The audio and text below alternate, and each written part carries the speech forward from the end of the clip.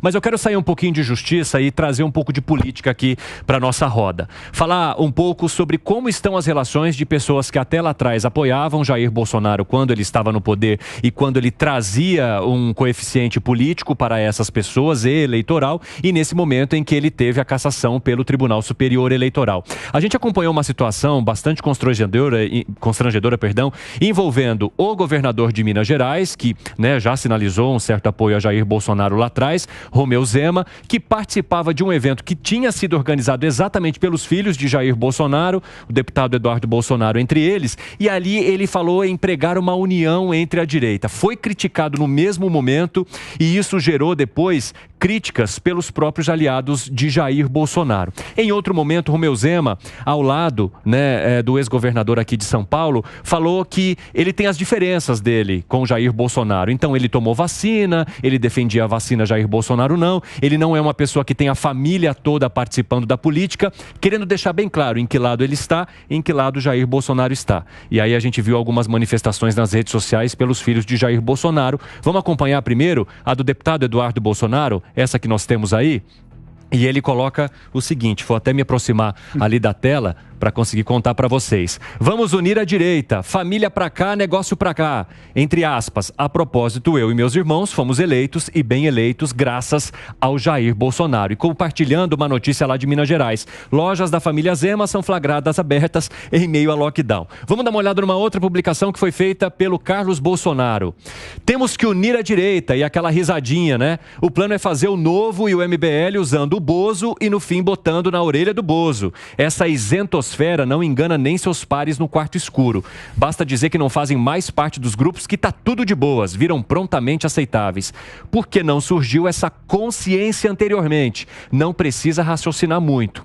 Só tem bobinho. Como é que vocês analisam agora essas relações políticas de pessoas que tinham esse apoio e também apoiavam o ex-presidente Jair Bolsonaro e que agora se colocam nessa celeuma? Começo contigo, o Rosso. Olha, eu acho que é uma discussão política, ok?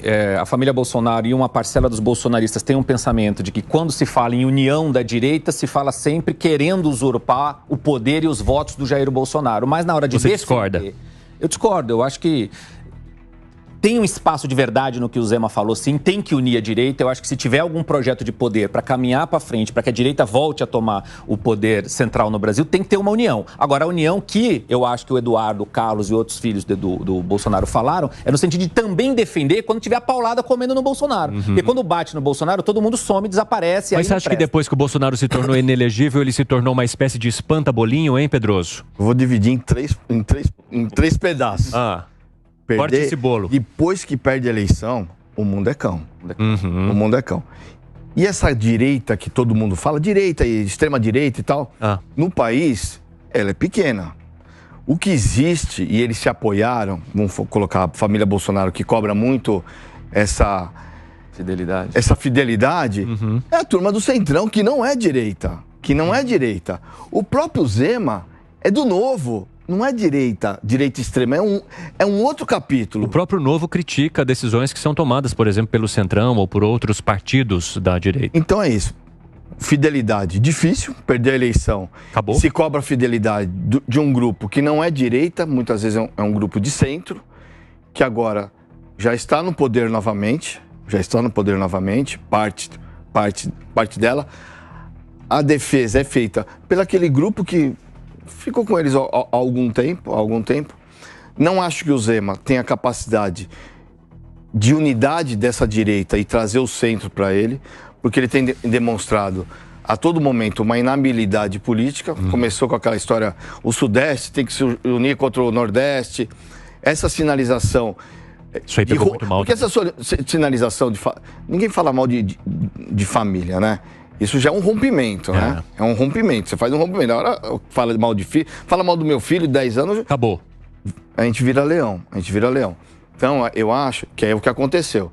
Os meninos, os filhos reagiram em defesa do pai, porque o pai também não pode proteger a eles. Então, perdeu o poder, mundo cão.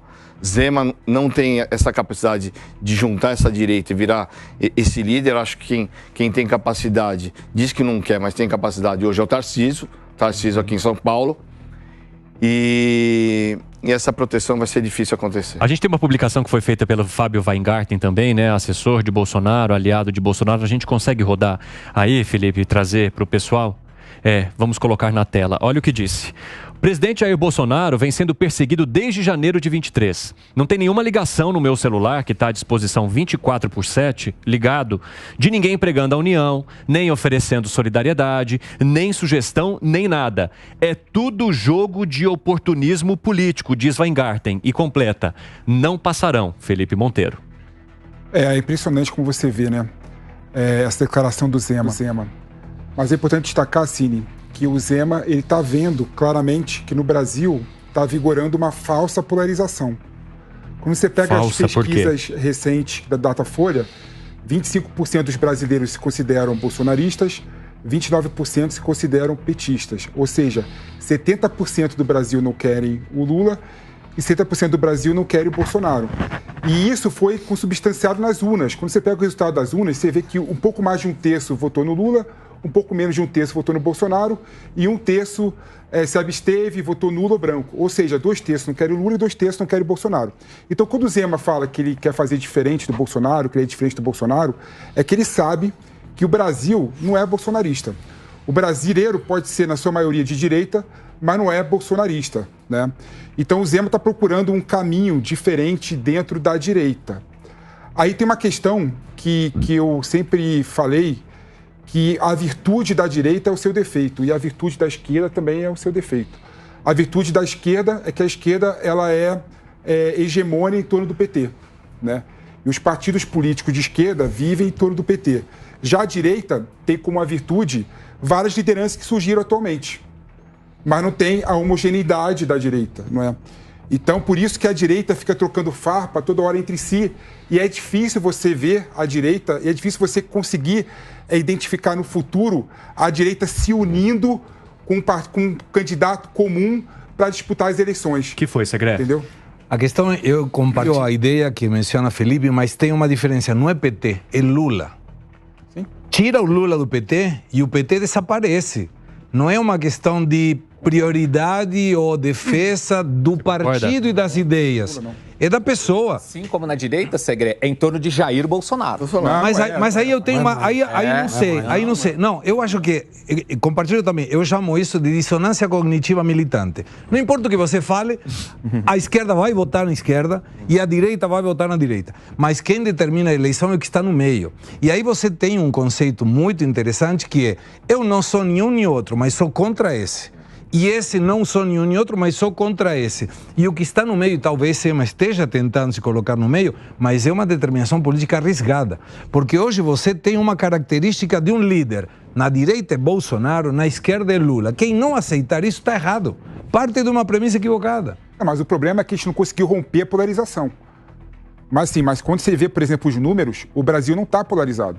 Mas é que a polarização se nutre da polarização. O que seria Lula sem Bolsonaro? Por que ele bate em Bolsonaro? Lógico. Exatamente. Eu até concordo com você, porque eu já tive de lado de candidatos que eram governadores e depois perderam o mandato e simplesmente ficaram à míngua. Não toca o telefone. Não toca. Ninguém ligava para o aniversário. Então, até então você é candidato ao futuro presidente, então inventou de repente um telefone nem toca, realmente. Bolsonaro teve uma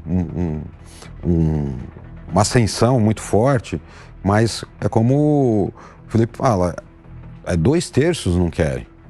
Da mesma forma que 2/3 não querem Lula. Automaticamente o esquecimento dessa pessoa política é natural. Perdeu a eleição, perdeu o foco, saiu, foi caçado. Outras pessoas tentando pegar o lugar dele. Tarcísio, Zema e outros que estão tentando aparecer nesse triunfo, se desvinculando para justamente ocupar esse espaço. Neutraliza mais ainda a questão do próprio Bolsonaro. O Bolsonaro, ele não faz, por exemplo, o que eu vejo, ele quer que as pessoas o defendam. As pessoas não vão defender. Por quê? Ele ele mesmo rompeu com as pessoas que ficaram ao lado dele. Esses casos que foram pegos de joias, você percebe que Em vez de ele ficar apoiando as pessoas, ele simplesmente pumba, joga de lado, pumba, joga de lado. Ele foi descartando as pessoas, tanto que essas pessoas agora estão tentando fazer delações premiadas para tentar sobreviver, para não ser preso. Sim. E ele fala, eu não sei de nada. Então, eu acho que essa questão do político, primeiro, perdeu o mandato, perdeu. É do jogo. Perdeu o jogo. 50% você já está morto. Agora você tem 50% para tentar sobreviver. Como que você faz isso? Articulando politicamente. Depois que eu vi hoje que aquelas emendas do PIX, praticamente, PL. Esse é um tema que a gente vai trazer, viu? Essas emendas PIX e de que forma os estados e municípios estariam usando esse dinheiro PL também. é o que mais recebeu.